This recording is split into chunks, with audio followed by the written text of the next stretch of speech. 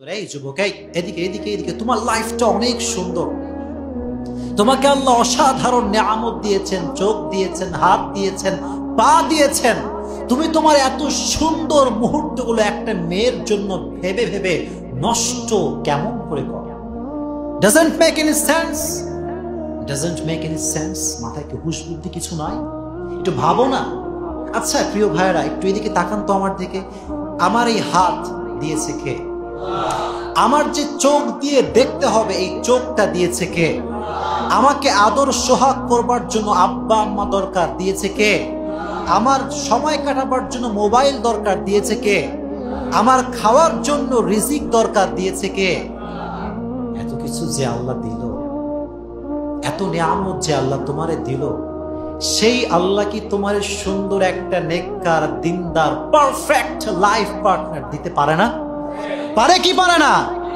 তাহলে তুমি অন্য মেয়ের জন্য এত ছায়া খায় ব্যাখ্যা কেন? তুমি কেন এরকম তোমার অবস্থা? একটু ভাবো না তুমি এই বিষয়গুলো নিয়ে।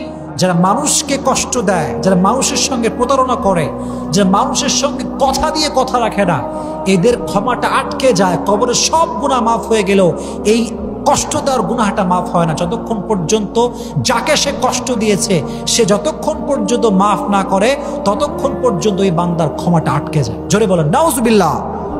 আল্লাহ বলছেন, বান্দা মাঝে মাঝে কোনো জিনিস তোর এত বেশি ভালো লাগে, এত বেশি পছন্দ হয় যে মনে হয় এইটা না পাইলে আমার পুরো জীবনটাই শেষ হয়ে যাবে, এবং তুই ওইটাকে মন থেকে চাস যে আল্লাহ আমারে দাও। দিন রাত, তাহাজ্জুদ, মাগরিব, ইশা, always you want that from your heart.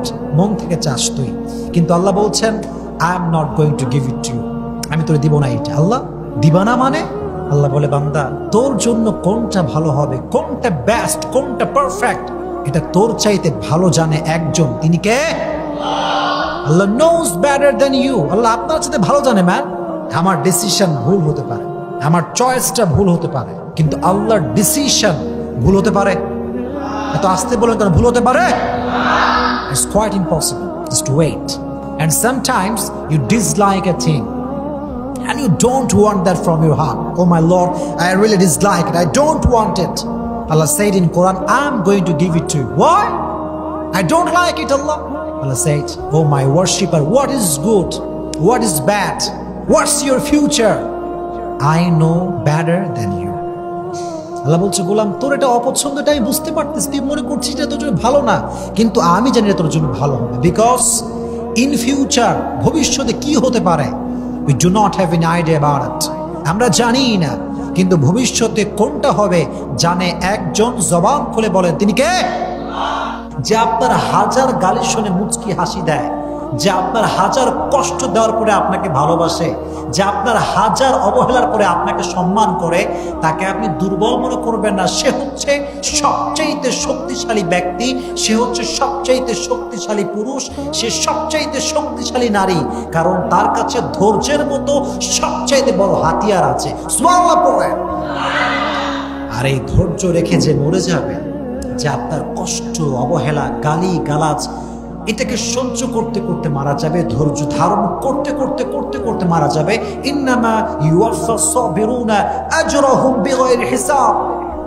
আল্লাহ কিয়ামতের কঠিন ময়দানে ওই বান্দা যে সব সহ্য করতে করতে করতে করতে মারা গেছে, আল্লাহর আয়াত স্পষ্ট ঘোষণা, আল্লাহ বলবে আজকে আমি আল্লাহ তোর জন্য বিনা হিসাবে জান্নাত লিখে দিলাম। সুবহানাল্লাহ পড়েন।